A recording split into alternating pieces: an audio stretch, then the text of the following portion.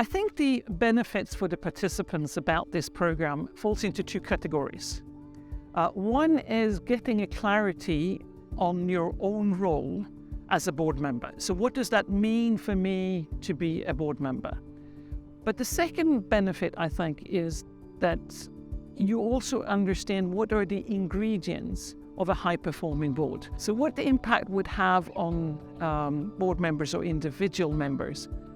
When I reflect on it, it probably falls into three buckets. The first one is for me as a board member, and I pick up things that I hadn't reflected on, I hadn't thought about. I learn either from a procedural perspective, either from corporate governance perspective, etc., etc. So for me, things that I can go and apply in my next board meeting.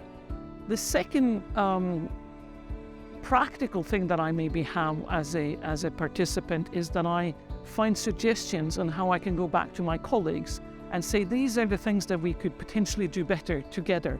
I picked this up at IMD, and I actually do think we could do better.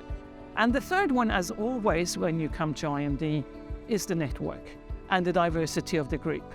So you will be able to exchange views in a very different way than when you sit back home. We need, as a team, as a board, to have a vision for the company.